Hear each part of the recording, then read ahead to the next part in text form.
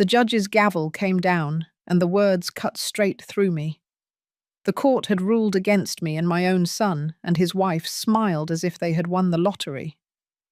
I laughed in that silent room while everyone stared, because none of them knew what was coming next. Before we continue, please subscribe to the channel and let us know where you are listening in the comments. The sound of the gavel still echoed in my head as I stepped out of the courtroom. My name is Helena Marquez, and at 68 years old, I had just been told by the court that I had lost my case. The ruling was not about millions of dollars or some grand inheritance. It was about my small apartment, the place I had called home for years. My son Lucas and his wife Melissa had managed to convince the judge that I should not be the one keeping it. They wanted it under their control, and they had the resources to make the paperwork look convincing. When the judge declared the verdict, I did not cry. I did not shout. I laughed. It was a short laugh at first, but it grew until the whole room turned to look at me. Melissa looked annoyed that her moment of triumph had been interrupted. Lucas looked embarrassed, as if my reaction reflected poorly on his reputation. Rosa, my daughter, sat in the back row staring at her lap, too afraid to take a side. I walked out slowly with my bag against my side.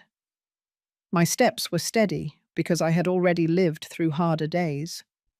40 years in hospital wards had trained me to walk out of every crisis with a straight back.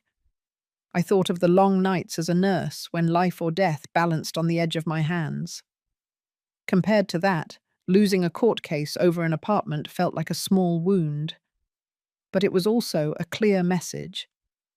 My own children had chosen humiliation over loyalty.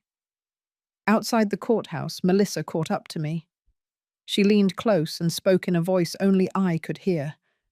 She told me I should finally give up and sign papers for a nursing home. She said I was too old to live alone and that she and Lucas would handle my affairs. I nodded and gave her the kind of smile that comes when you know something others do not.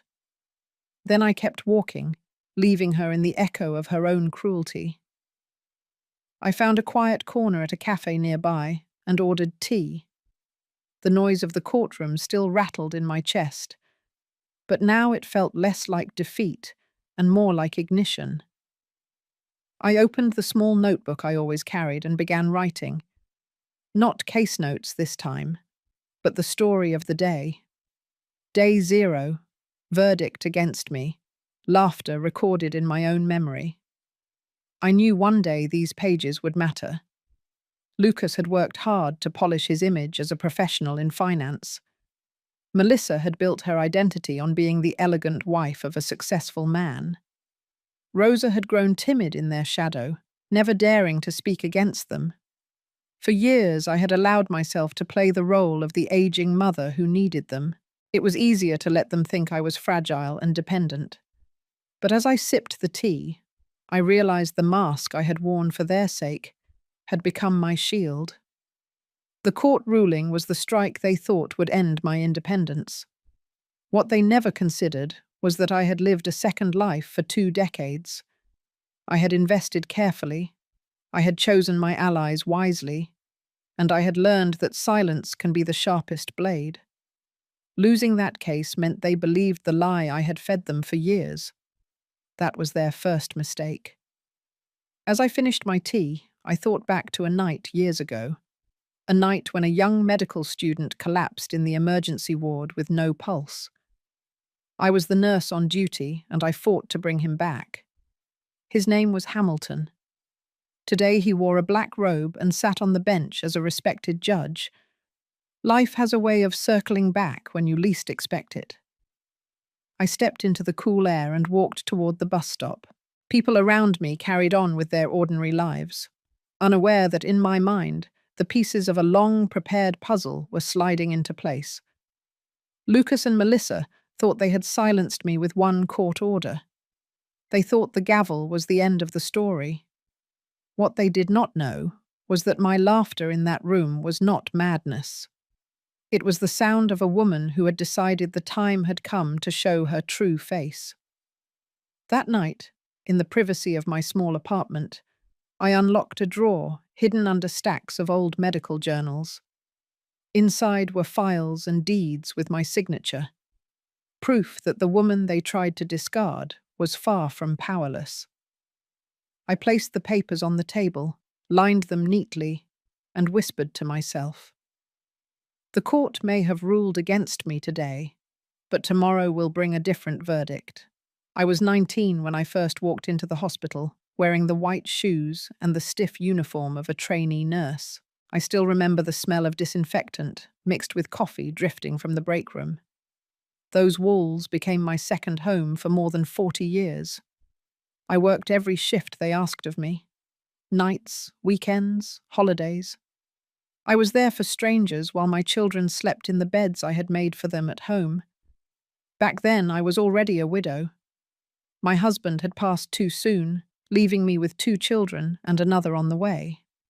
I had no family support. It was only me and the job I could hold on to. The pay was never much, but I learned to stretch it.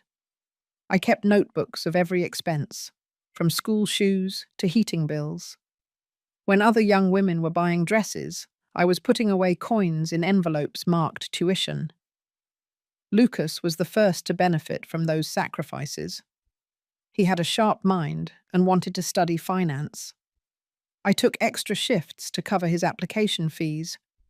When he was accepted to Stanford, I cried in the laundry room at the hospital. My supervisor asked if I was all right. I told her I was fine, but my tears were not sadness. They were the sound of a mother paying a price willingly. Melissa would later tell her friends that Lucas had built everything by himself. She never knew about the nights I sold my jewelry to pay for his books.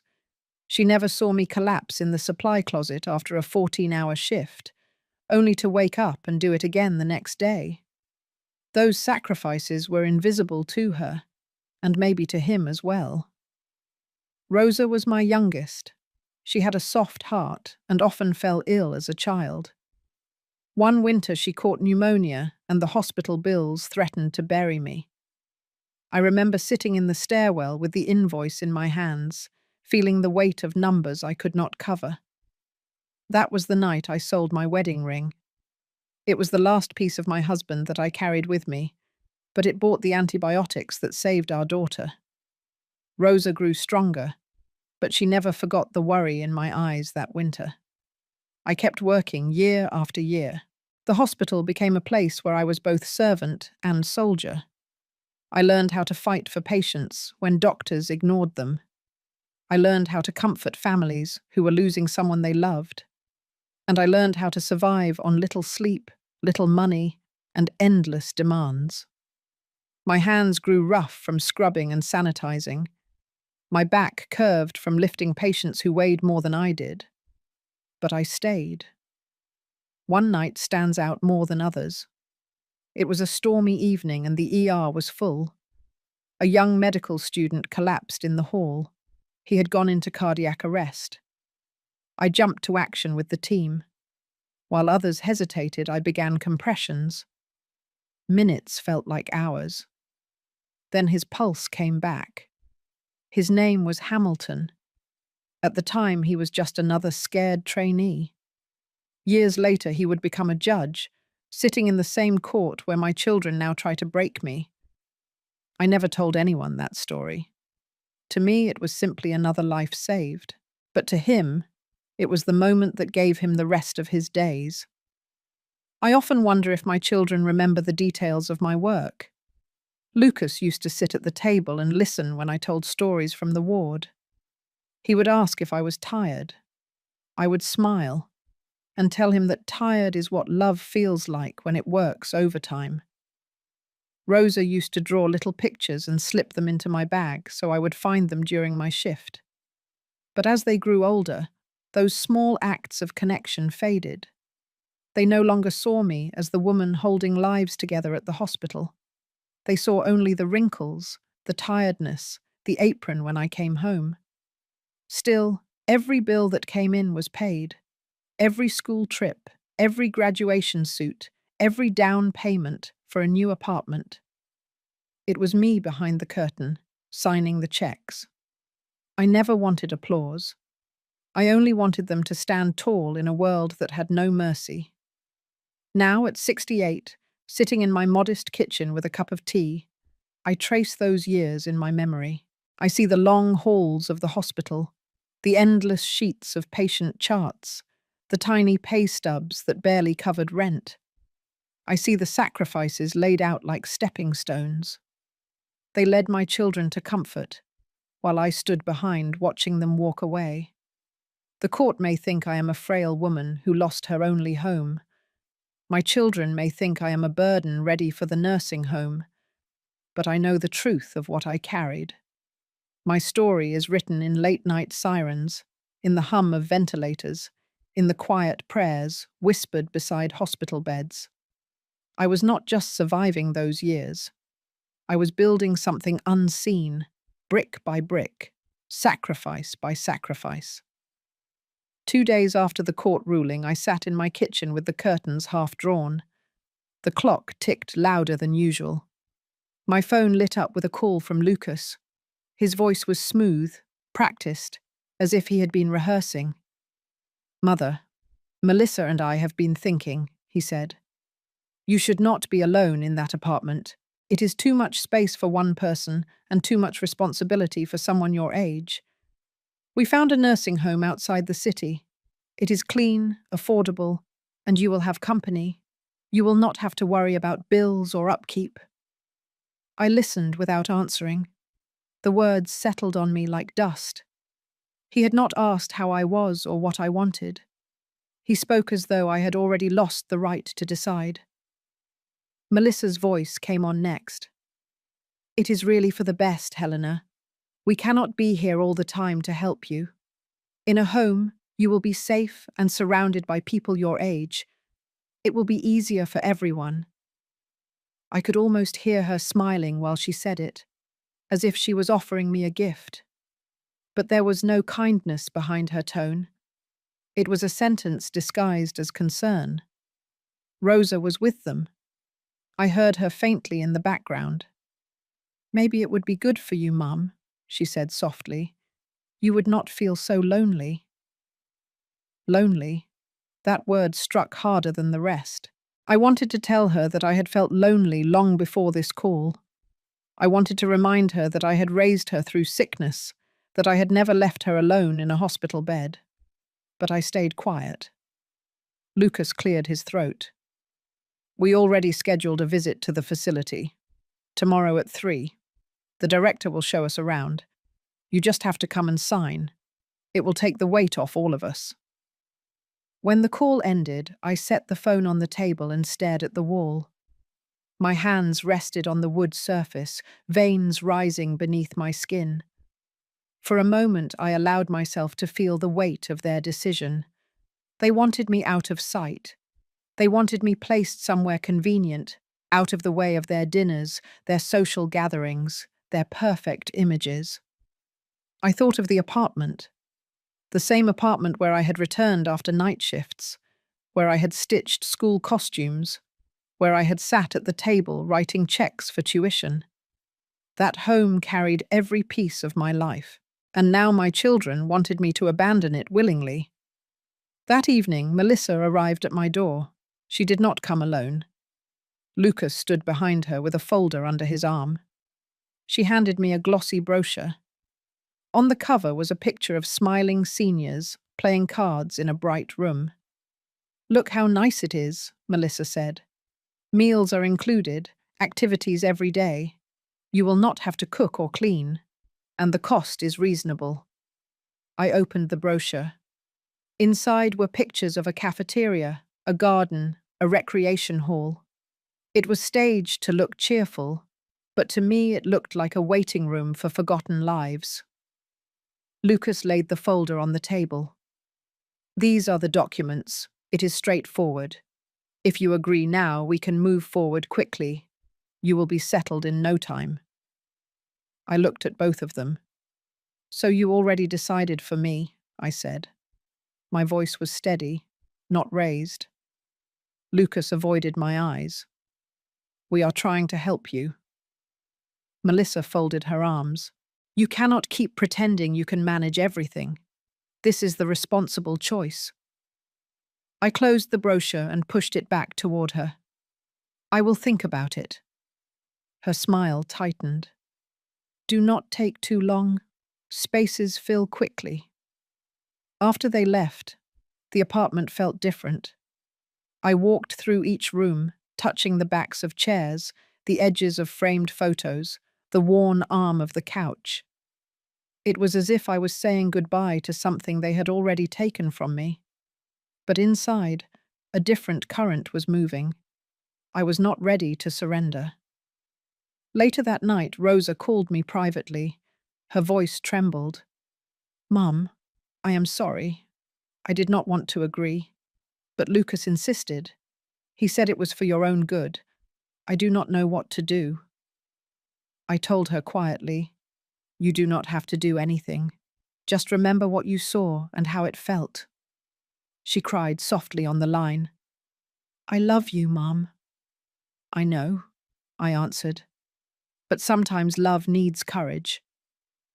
When the call ended, I sat at the kitchen table again. I wrote in my notebook. Day 2. They want me in a nursing home. They think I am weak, finished, ready to be stored away. They think this is help. They think this is the end. I closed the notebook and placed it back in the drawer. My hands no longer shook. My path was becoming clear. If they wanted to see me as powerless, then that illusion would become my shield. They would never expect what I still carried, what I had built quietly behind the scenes. That night I could not sleep. The apartment was too quiet, as if the walls themselves had heard Lucas and Melissa's plan and were preparing to let me go. I walked from room to room, running my fingers along the surfaces I had polished for years. The photographs on the wall seemed to watch me. There was Lucas at his college graduation, standing tall in his robe, smiling with the pride of a young man who thought he had earned every step on his own. There was Rosa, her hair tied back with the ribbon I bought at a second-hand shop, beaming after her first school play. I had been there for every moment. Now those faces looked back at me with silence. I sat down in the living room and pulled a blanket over my shoulders. The cold was not in the air. It was in my chest. It was the ache of being told I no longer belonged in the home I had built. I thought about the sacrifices that filled these walls. Each crack in the paint had a story. Each scuff on the floor was proof of life lived. How could my children believe that removing me from here was an act of kindness? The next morning, I forced myself to keep a routine. I made coffee, watered the plants, straightened the cushions. I wanted to remind myself that this was still my space. Yet every action felt heavier than usual. I could hear Melissa's voice telling me I could not manage, that I needed to be placed where others would watch me. I hated that her words had found a place inside me. In the afternoon, I walked to the market. The familiar faces of neighbours greeted me. Some of them had known me since I was a nurse running out in uniform after night shifts. They asked how I was. I smiled and said I was fine. I did not tell them that my children were trying to put me in a nursing home. That shame was mine to carry. I bought bread, fruit, and milk. Simple things, enough to remind me that I still knew how to take care of myself. Back in the apartment, I opened a box of keepsakes I had not touched in years. Inside were letters, receipts, and small tokens from my life as a nurse. I held a thank you card from a family whose child had survived after a long battle. I held a worn badge from the hospital, my name faded but still legible. These objects whispered a truth that the court and my children wanted me to forget. I was not useless. I had been someone who mattered, but the weight of loneliness pressed harder that evening. Rosa did not call. Lucas did not check on me except to send a short message reminding me of the nursing home visit. I stared at the message on the screen until the words blurred. I remembered when Lucas used to call me after his first weeks at college, his voice full of gratitude and nerves. Where had that boy gone? I sat by the window and watched the city lights flicker. I tried to imagine what it would feel like to leave all this behind, to pack a suitcase, to surrender the keys, to walk away from the rooms where my children had taken their first steps. The thought burned my throat. Yet I also knew that if I allowed myself to break down in front of them, it would only confirm their judgment. They would say I was weak, incapable, ready to be placed out of sight. I closed my eyes and prayed for strength. Not the kind that shouts or argues, but the kind that waits in silence. I remembered nights in the hospital when machines beeped and families panicked. In those moments, the strongest thing I could do was remain steady. That was the strength I needed now. The next day, Rosa came by with a bag of groceries. She placed them on the counter without saying much. I could see the guilt in her eyes.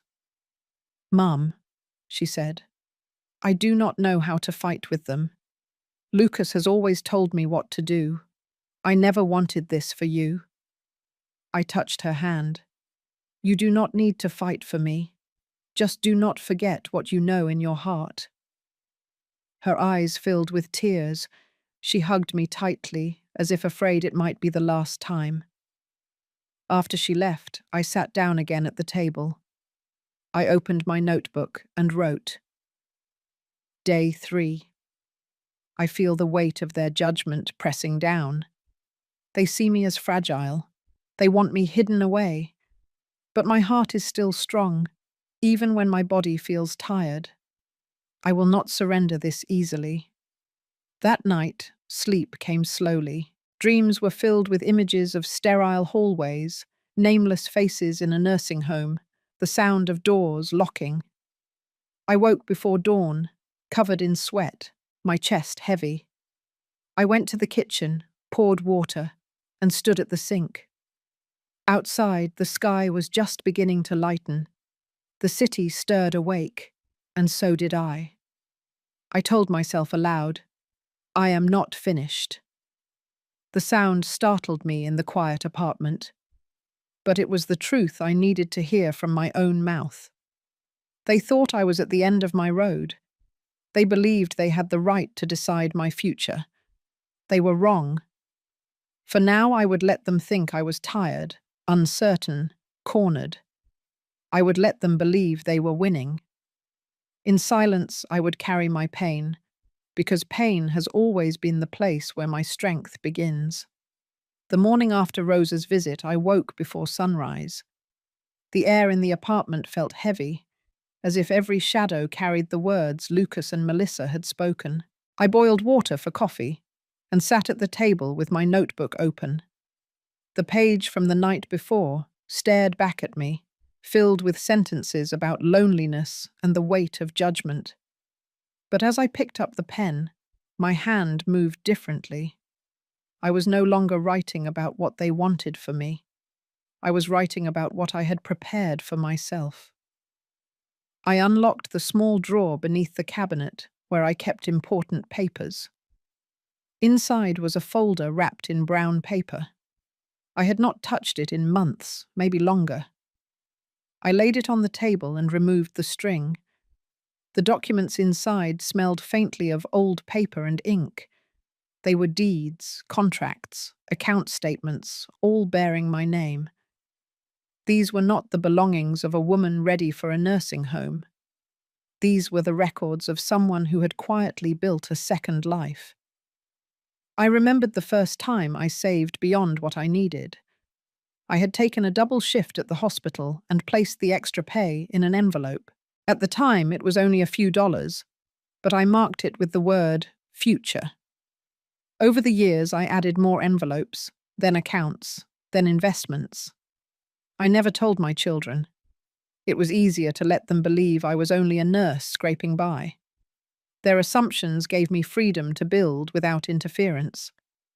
Among the papers was a set of documents labeled Marquez Health Trust, LLC.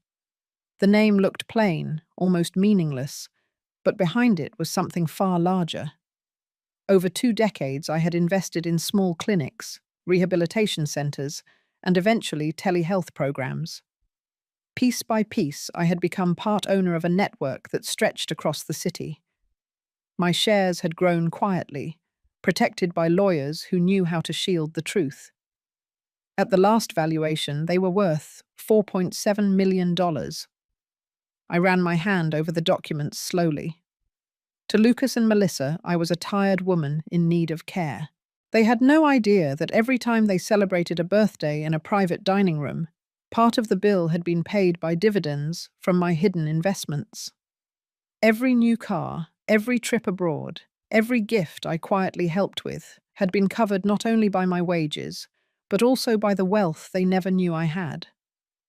I picked up the phone and dialed a number I had memorized years ago. The line clicked and a voice answered. "Mrs. Marquez," said Patel, my attorney. "I wondered when you would call." "It is time," I replied. "They want me in a nursing home. I want every paper ready. I want to end the silence." Patel paused. "Are you certain? Once we begin, there is no turning back." "I am certain," I said. He agreed to meet me that afternoon. Before hanging up, I added, "Prepare a notice for the penthouse. They think it is theirs. Remind them whose name is on the deed." When I put the phone down, I felt a quiet surge inside me. It was not anger, not yet. It was resolve. Later that day, I took a bus across the city to Patel's office. The ride was long, but it gave me time to think. I watched people carrying groceries, children running in school uniforms, tired workers heading home. None of them knew the storm waiting to break in my family. Patel greeted me warmly and spread the documents across his desk. He showed me the trust papers, the property records, the bank accounts that had grown with interest. He explained how easily we could revoke Lucas and Melissa's right to stay in the penthouse they called their own. He reminded me that every payment had been made under my authority. As he spoke, I felt the weight of years lifting. I was not the fragile woman they described. I was the one who had built a foundation they were standing on without realizing. Patel slid a form across the desk. "Sign here to authorize the first notice. Within 24 hours, they will receive it." I signed without hesitation. The pen felt heavier than usual, but my hand did not shake. When I returned home, I called another old friend. "Hamilton," I said, "I need to see you." The judge's voice softened. "I have been waiting for this call. Lunch tomorrow?" "Yes," I answered. "There are things I need to put in motion." That night I slept more soundly than I had in weeks. The shadows in the apartment no longer pressed on me. They felt like allies, keeping my secrets safe until I was ready. My children believed they had control of my life. They believed the court ruling was the end. But in my drawer lay the truth, and with a few signatures, I had turned their confidence into a trap. I wrote in my notebook before bed. Day 4. The mask remains on. They see weakness, but weakness is the curtain hiding strength.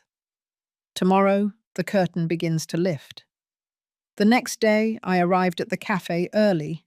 It was a quiet place tucked into the corner of a street, lined with old trees. I had chosen it because it was discreet, the kind of place where people could meet without drawing attention. I ordered tea and sat near the window, watching the door. At exactly noon, Hamilton walked in. His presence filled the room in a calm way, the same calm I had seen in him years ago when he was only a medical student fighting for his life.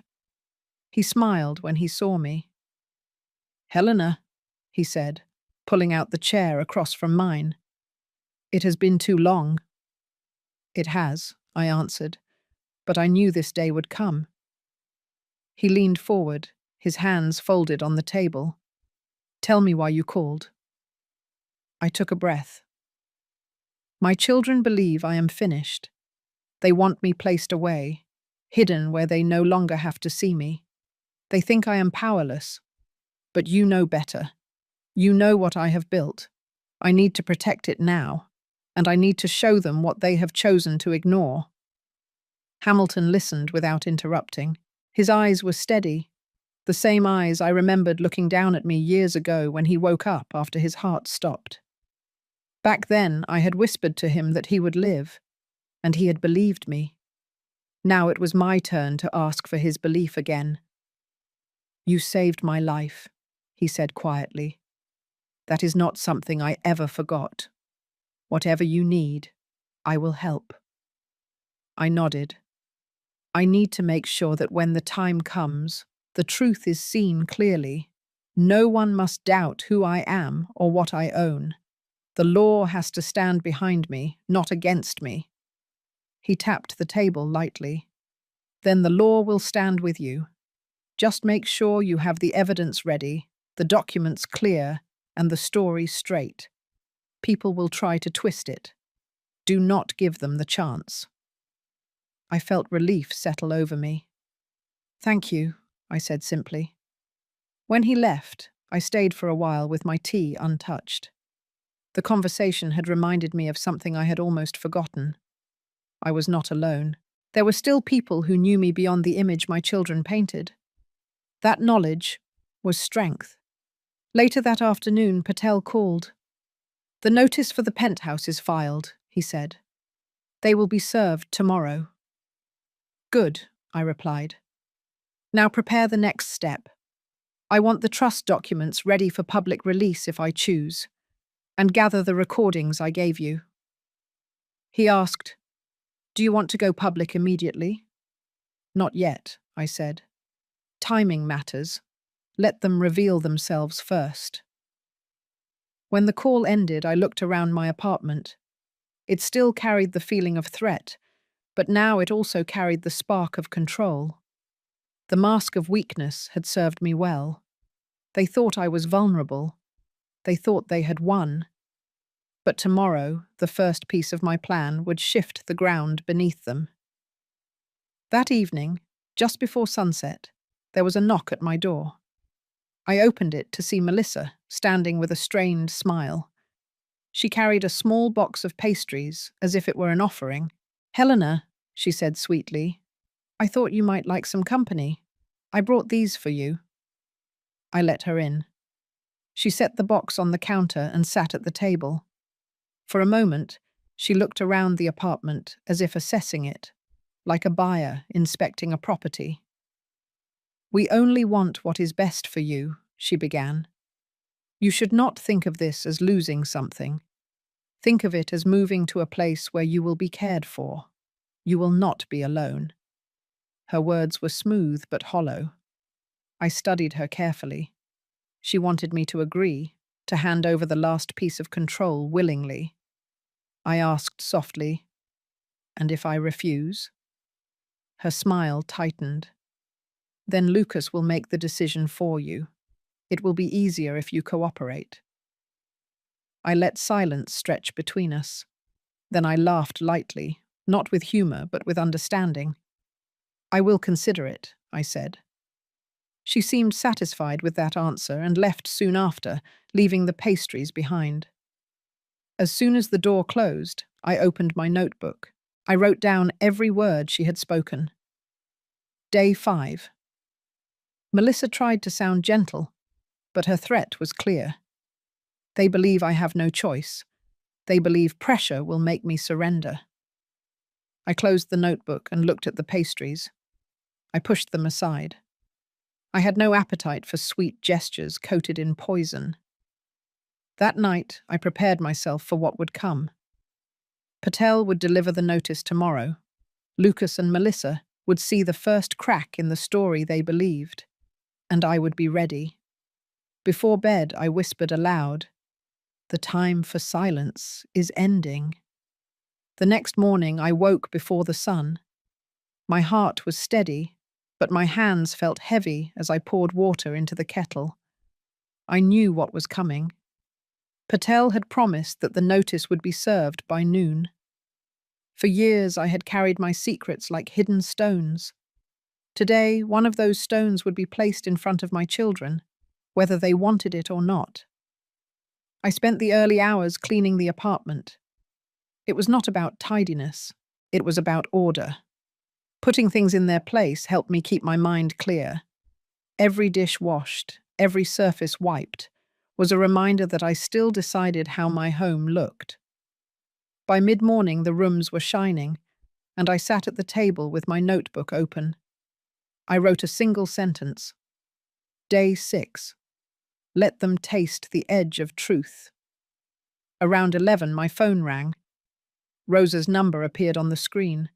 Her voice trembled when I answered. Mum, Lucas is furious. He just called me. He said some officers came to the penthouse with papers. He says you are trying to evict him. Is it true? It is not eviction, I said calmly. It is correction. The property is mine. They forgot that. Rosa whispered.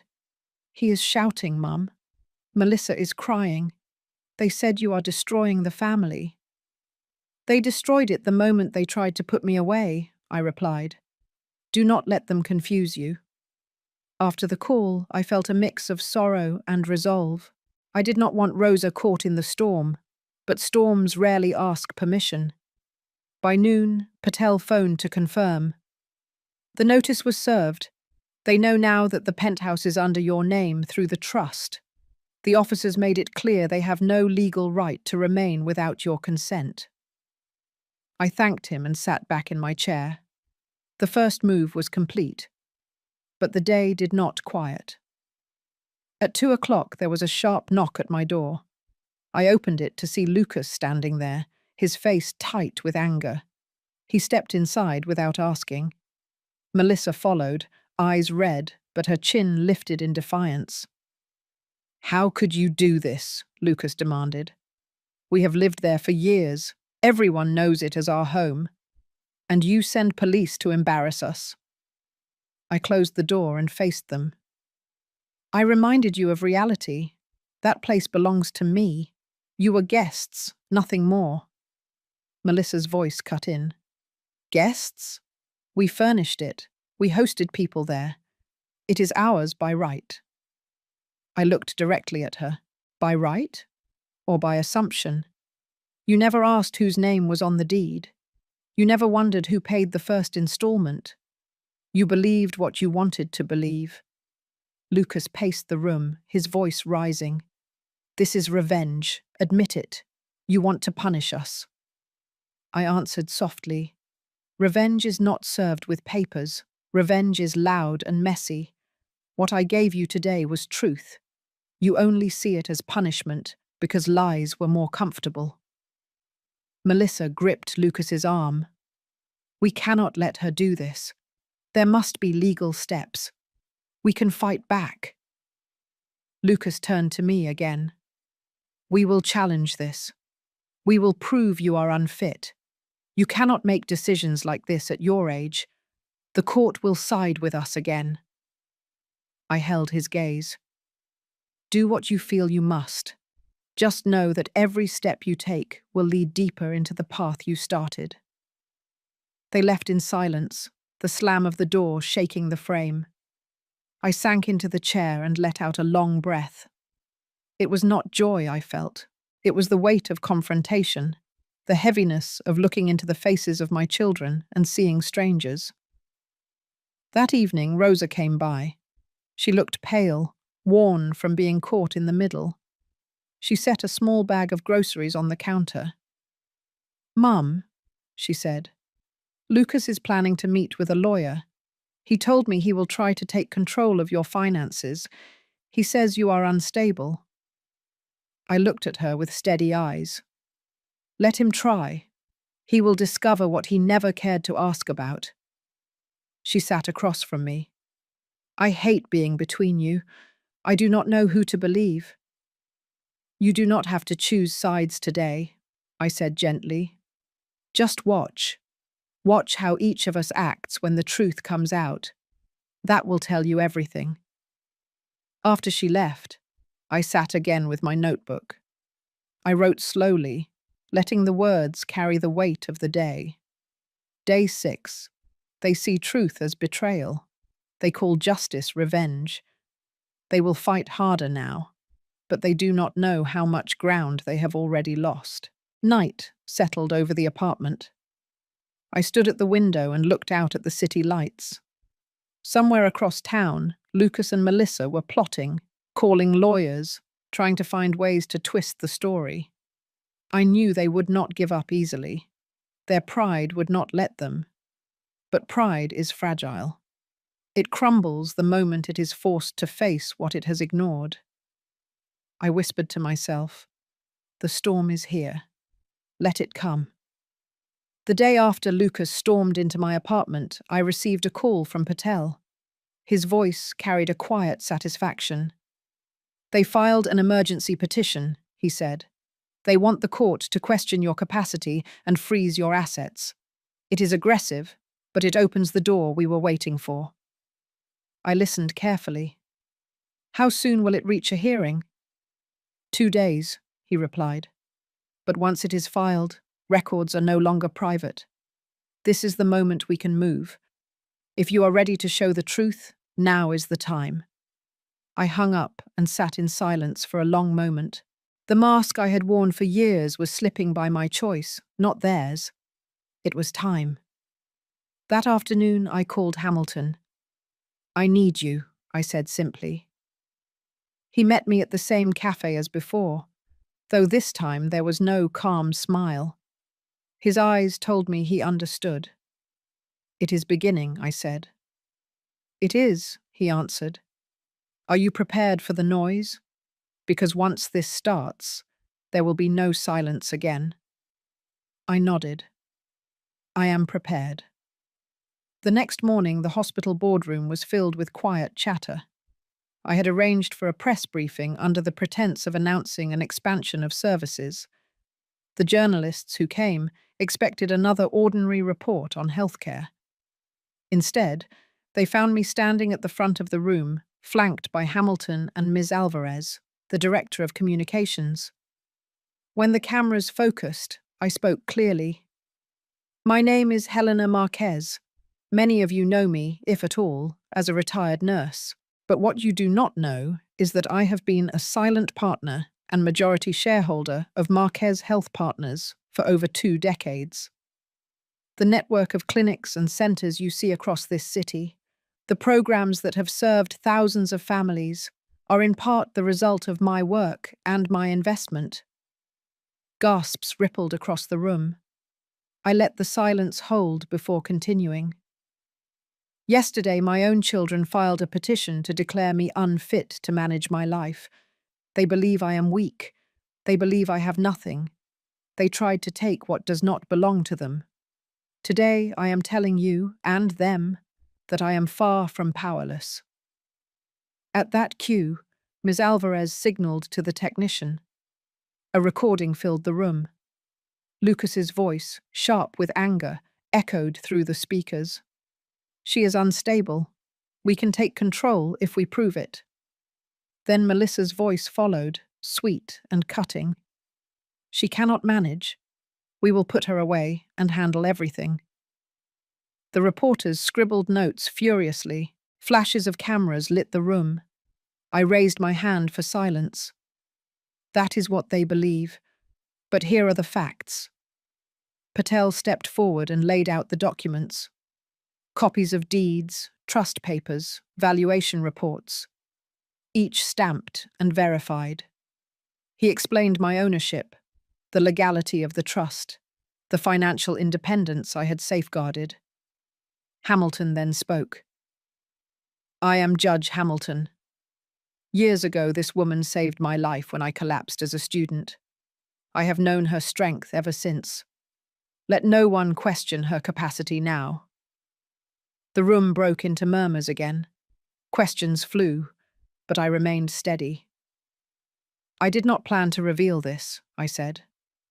"For years I chose to live quietly, letting my children build their lives on their own merit. But when they showed me that their concern was not love but control, I had to act. I had to make the truth known." The press conference lasted less than an hour, but by the end, the story had already begun spreading across the city. News alerts flashed on phones. Headlines read, "Retired nurse reveals she owns health network. Family accused of betrayal." By evening, the footage was everywhere.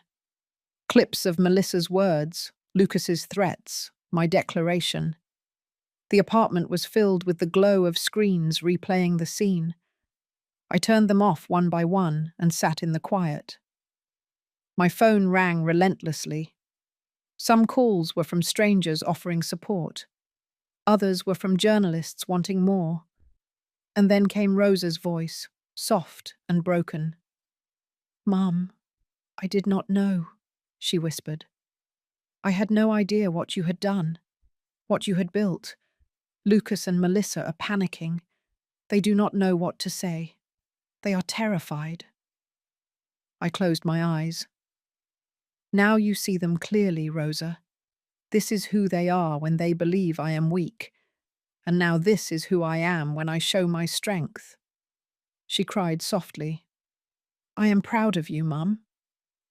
Those words were the balm I needed after the long day. Before bed, I opened my notebook again. Day 7. The curtain is gone. They see me now. The city sees me now. The truth is no longer mine alone. I placed the pen down, knowing the days ahead would not be easy. Lucas and Melissa would not stop fighting. They would claw to hold on to their image. But their battle would now take place in the open, under the eyes of a public that had already begun to turn against them. The quiet nurse they thought they could bury had stepped into the light, and nothing would ever look the same again. The press conference spread faster than I could have imagined. By the following morning, my name was in every headline. The quiet nurse, who revealed herself as the owner of a multi-million-dollar health network. The mother whose children tried to have her declared unfit. The betrayal was not just a family matter anymore. It had become a public drama, unfolding under the glare of cameras and the constant hum of news anchors. When I stepped outside that morning, neighbors who had once looked at me with polite indifference now stopped in their tracks. Some clapped me on the shoulder, others shook their heads with disbelief. A woman I barely knew whispered, "We are all proud of you." I thanked her and kept walking, my steps firm but my heart heavy. It was one thing to carry pain in silence, it was another to see it broadcast to strangers. By noon, a crowd of reporters had gathered near my apartment building. I stayed inside, watching from behind the curtain as microphones and cameras jutted toward the doors. Then my phone buzzed with messages. One from Patel, short and sharp. "Lucas is reeling. He is calling it a misunderstanding. Be ready." Sure enough, within hours, Lucas appeared on television. He wore his best suit, his tie knotted neatly, but his face betrayed the strain. "My mother is confused," he said. "We love her and want what is best for her. These recordings were taken out of context. There was never any plan to harm her or take away her freedom." Melissa sat beside him, nodding solemnly. "Helena has always been cared for," she added. "We are only trying to help. We are saddened that private family matters are now being twisted into something ugly." I watched the broadcast without flinching. I knew those words were not spoken out of love, but out of desperation. They wanted to control the story, but the story had already escaped them. That evening, the journalists camped outside my building shouted questions as I stepped out. I kept walking, but one question made me pause. "Mrs. Marquez, do you have proof beyond the recordings?" I stopped and faced the cameras. "Yes," I said clearly. "For years, my children benefited from my investments without knowing it. The penthouse they live in is mine. The car Lucas drives is financed by my accounts. Their comfort has been built on my work, not theirs."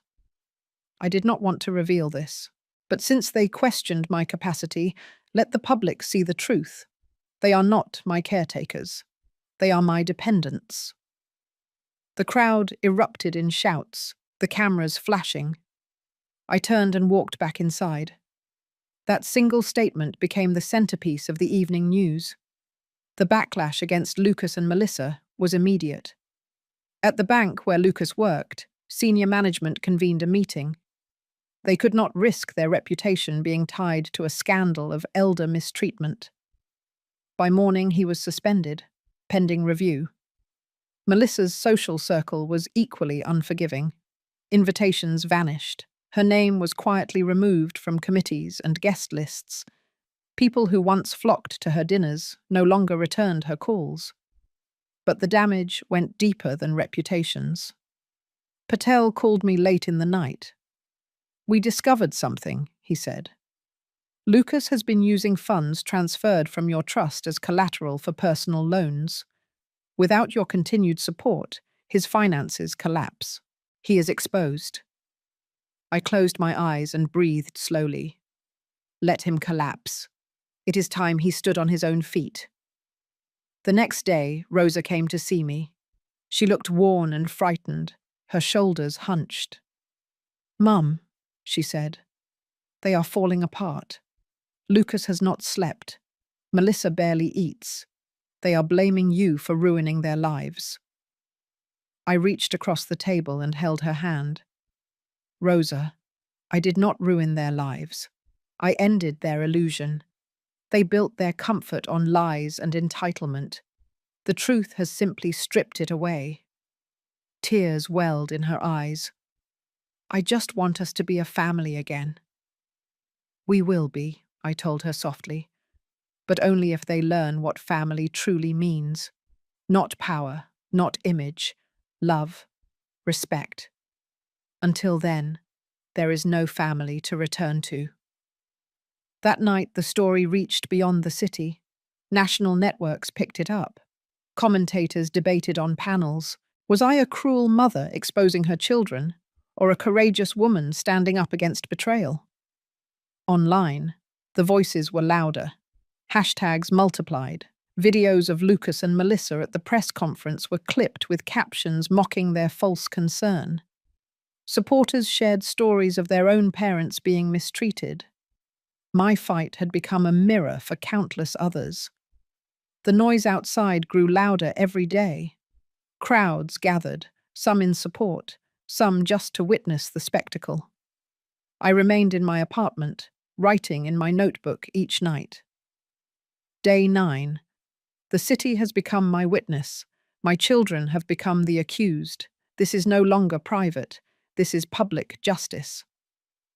On the 4th night after the press conference, there was another knock at my door. It was not gentle. I opened it to find Melissa standing there alone. Her hair was unkempt, her eyes rimmed red. She stepped inside without waiting.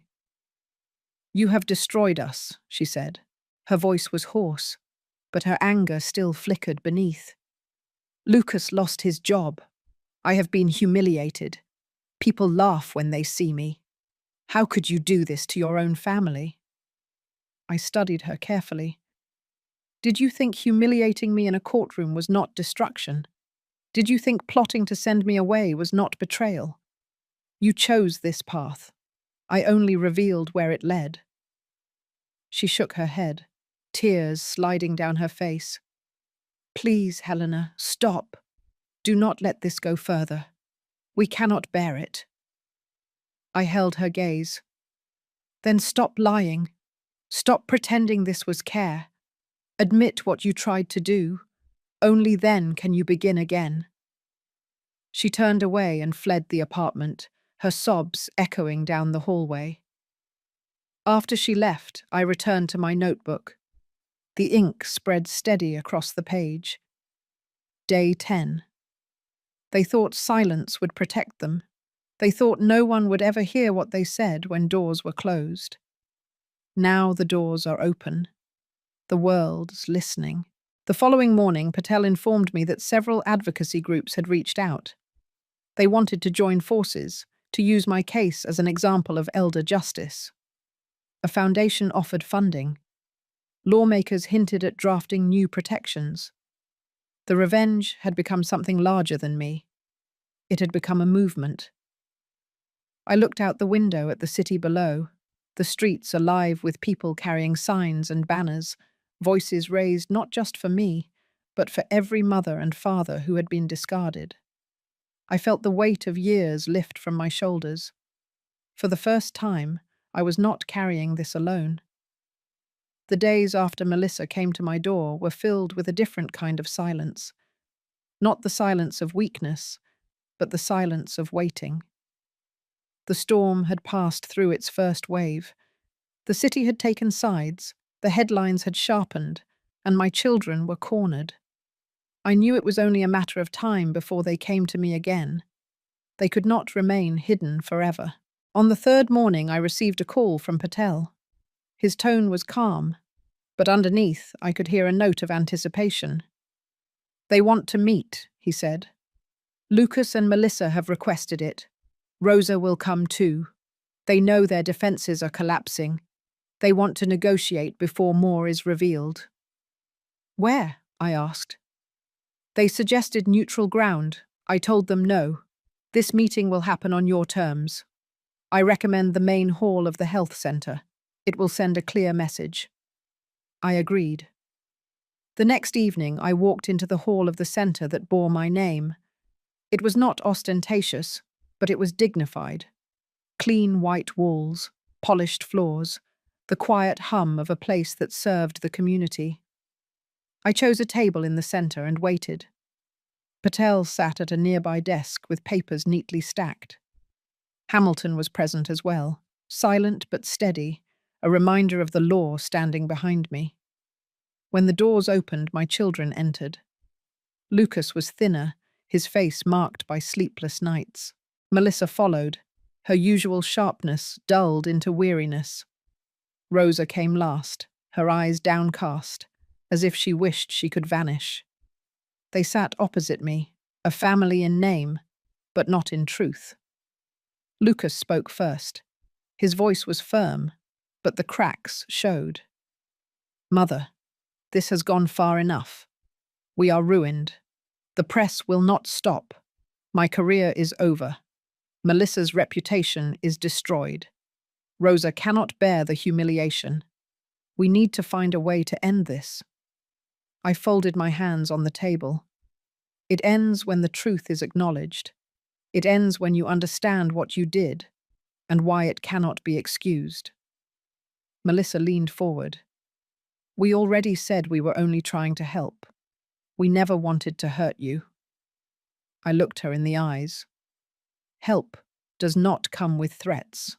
Help does not come with hidden papers and forced decisions. Call it what it was. Control, nothing more. Her lips tightened, but she said nothing. I turned to Lucas. "You once told Rosa I was unstable. You filed papers to freeze my accounts. You wanted to put me away. That is not help. That is betrayal."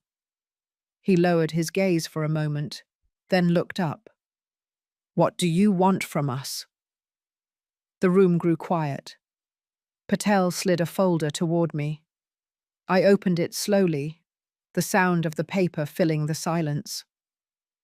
"First," I said, "you will sign a statement acknowledging what you attempted to do. Not vague apologies, detailed admissions. The world deserves to hear it." Lucas shifted in his chair. Melissa's face paled. "Second," I continued, "you will repay every cent I have given to build your lives. Tuition, apartments, cars, weddings. Patel has calculated it. The total is $4.7 million. You will repay it in labor, not in cash. You will work within this network, at the lowest levels, until the debt is covered." Melissa gasped. "You cannot mean that. You want us scrubbing floors? Washing dishes?" I held her gaze. "Yes, I was a nurse who scrubbed floors after saving lives. I was a woman who sold her wedding ring to pay for medicine. If you want to repay me, you will learn the value of sweat." Lucas slammed his palm on the table. "This is humiliation. I spoke calmly.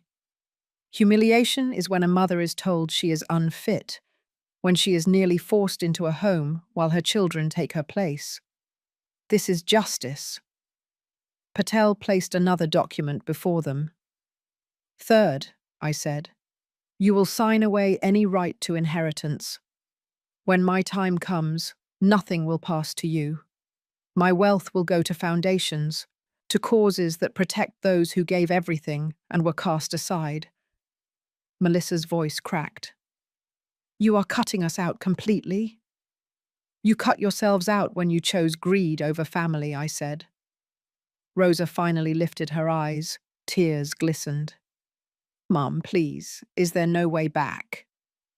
I softened my tone with her. There is, Rosa, but not through denial.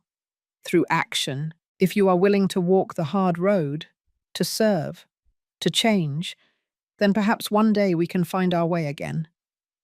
Lucas sat back, his hands trembling. For once, he had no words. Melissa pressed her palms to her eyes.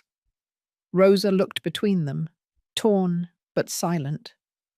I stood slowly. You wanted this meeting. Now you have my conditions. If you refuse, the fight continues. More recordings will surface. More truths will be revealed.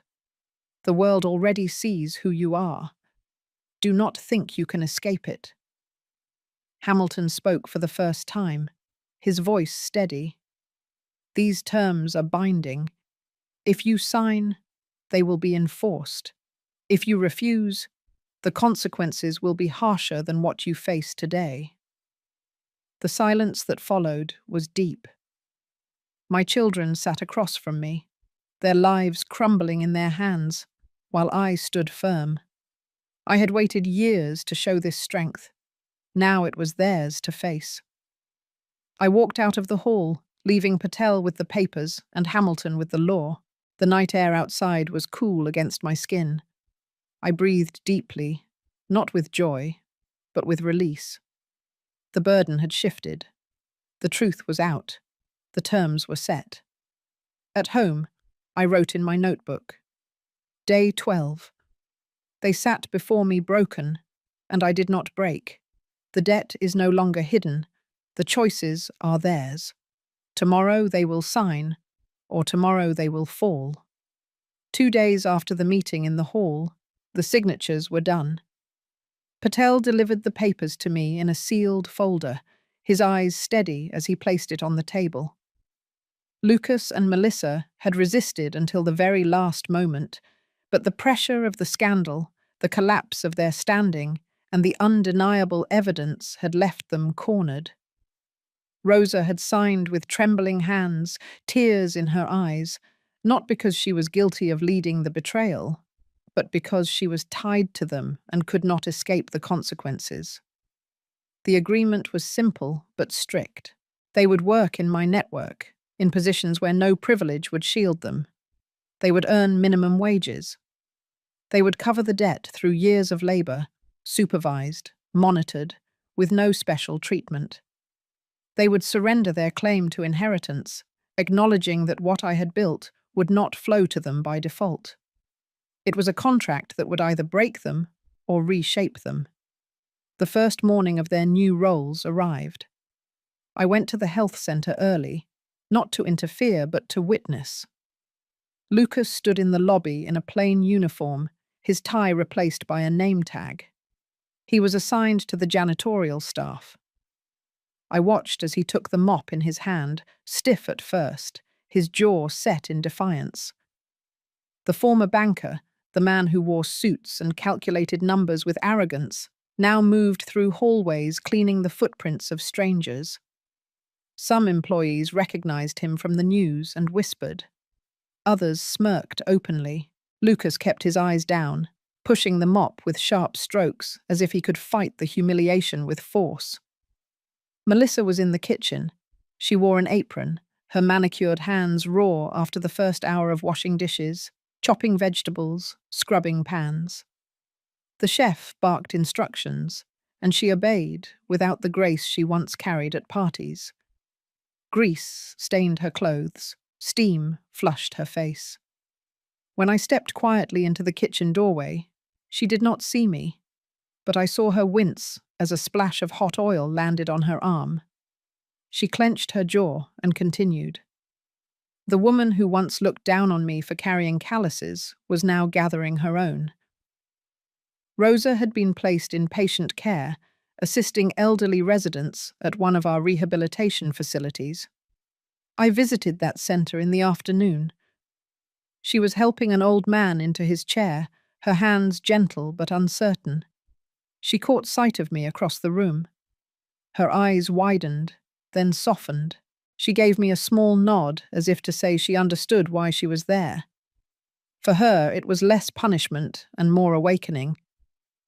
As the days passed, I continued to check quietly. Lucas moved slower, his back aching after hours of bending. Melissa's hands blistered, but she began to follow the rhythm of the kitchen with less complaint. Rosa surprised me most. She grew into the work quickly, forming bonds with the residents. Her laughter began to return, not the nervous kind I had heard at family dinners, but a warm laughter that belonged to someone who was learning her worth. The public followed every development. Photographs leaked of Lucas mopping floors, Melissa scrubbing dishes, Rosa serving tea to seniors. Some mocked them, some praised the justice. Support for me grew, but it was never about applause. It was about consequence. It was about showing that choices carry weight. One evening, Lucas came to see me, still in his uniform, the smell of cleaning supplies clinging to him. His eyes were hollow. "Mother," he said, "I cannot do this. People laugh at me. Former colleagues come by just to see me bent over with a mop. I cannot survive like this." I looked at him with steady eyes. "Then learn to survive. You thought I could be discarded after decades of sacrifice. You thought my worth was gone. Now you feel a fraction of that weight. This is not destruction, Lucas. This is the beginning of understanding." He clenched his fists. "How long will you make us suffer?" "As long as it takes for you to see the difference between love and exploitation," I answered. Melissa came next, a week later. She knocked quietly, no longer barging in. Her hands were bandaged from cuts and burns. She sat at my table, her eyes red but not with anger. "I thought I was better than you," she said softly. "I thought wealth and comfort made me higher. Now I see how fragile I am without them. I hate this work, but I also see now what you endured. 40 years of labor, 40 years of giving everything. I mocked that. I mocked you. I am ashamed." Her voice cracked, and for the first time I saw not the cold woman who tried to exile me, but a human being stripped of armor. Rosa visited too, though she carried less guilt. She told me stories of the residents, of a woman who waited each day for a son who never came, of a man who collected photos of grandchildren who never visited. "Mom," Rosa said, "every time I see them, I see what we almost did to you. I never want to be that kind of child." Her words warmed me more than any headline, more than any legal victory. She was beginning to understand. Weeks turned into months. Their bodies changed. Lucas grew lean, his shoulders stooped, not from arrogance, but from labor. Melissa's hands lost their polish, but gained strength. Rosa carried herself with quiet confidence, no longer hiding in the shadow of her brother. The hardest lesson was humility. They faced whispers, stares, laughter. They faced the weight of labor they had once dismissed. But slowly, cracks of change began to show. Lucas greeted other janitors with respect. Melissa began to ask questions about recipes, showing interest instead of disdain. Rosa brought books for the patients, reading aloud in the evenings. I watched all of it from a distance, writing each observation in my notebook. Day after day, the ink filled with small signs of transformation. One night I wrote, Day 60. They are no longer the same. Pain has shaped them. Work has taught them. But the question remains, is it enough? The answer was not yet clear, but I knew the foundation was being laid. They had chosen a path I forced them onto, but whether they walked it with sincerity was still their decision. 6 months after the day my children signed the agreement, the edges of our lives looked different. The scandal had faded from the headlines, but the lessons had not faded from their faces. Lucas continued his work as a janitor, though his steps no longer carried the stiffness of shame. I saw him greet people in the lobby, shake the hands of other workers, even share coffee breaks with men and women he would once have ignored. He had grown leaner, more weathered, but there was a humility in his eyes that had never been there before. Melissa remained in the kitchen. At first she had been clumsy and bitter, but over time the rhythm of the work found her. She learned to cook dishes from scratch, to handle a knife with skill, to work alongside others instead of demanding their service. The chefs began to trust her, asking for her help instead of tolerating her presence. When I visited one afternoon, she served me a bowl of soup she had prepared herself. Her voice was quiet as she said, I wanted you to taste this. It is not perfect, but it is honest. Rosa had blossomed most of all. Her time with the elderly patients had given her courage. She no longer lowered her head or whispered apologies for existing. She carried herself with calm confidence, reading to patients, helping them dress, sitting with them during lonely hours. One woman told me, Your daughter has a gift. She brings light into these rooms. I believed it, because I could see it too. I kept my distance, letting them walk their path. But on the day that marked the end of their 6th month, I called them together. We met again in the same hall where we had faced one another before. But this time the air was different. There was no shouting, no anger, only quiet anticipation. Lucas spoke first. Mother, these months have changed me. I thought I was strong when I sat in a bank office in a suit. I was nothing but pride. Now I know what strength looks like. It looks like long hours, sore hands, and respect for every job, no matter how small. I am sorry for what I did to you. Melissa's voice trembled. I never respected your work. I thought it was beneath me. But standing in that kitchen, burning my hands, sweating over the stove, I realized the dignity you carried all those years. I mocked what I did not understand. I cannot erase that, but I can change what I do now. Rosa simply took my hand.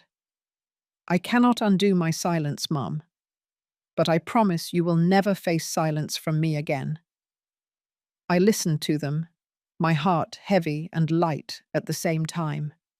Heavy with the memory of betrayal, light with the sight of growth. I did not put you through this to destroy you, I said. I did it so you could see what you had refused to see. Family is not built on what one takes, but on what one gives. I gave my life to you. You turned away when you thought I was weak. Now you understand that weakness was only the mask I wore. Strength does not end with age. It deepens. They bowed their heads, the three of them united not by arrogance, but by humility. For the first time in many years, I believed reconciliation was possible. That evening we shared a meal, not in a restaurant, but in the cafeteria of the center. Melissa cooked, Lucas helped set the tables, Rosa served plates to patients before sitting with us. It was not grand, but it was real. We ate together, speaking not of wealth or power, but of small things, daily things, the kind of thing that make a family steady again. When I returned home that night, I opened my notebook one last time for this chapter of our lives. Day 180. Justice has been served. Lessons have been learned. Forgiveness is not a gift handed out freely. It is earned. They are earning it, and I am willing to meet them halfway. I placed the pen down and closed the book. My story was no longer just about betrayal. It was about healing, about the possibility that even the deepest wounds can begin to close when truth and justice stand first. If you have stayed with me until the end of this story, I want to thank you. Stories like this remind us that family can wound us deeply, but also that justice and forgiveness can live side by side. What would you have done in my place? Would you choose the hard road of discipline and truth, or the easier path of silence? Share your thoughts in the comments. And if you know someone who needs courage to stand up for themselves, send them this story. Let them know it is never too late to demand respect.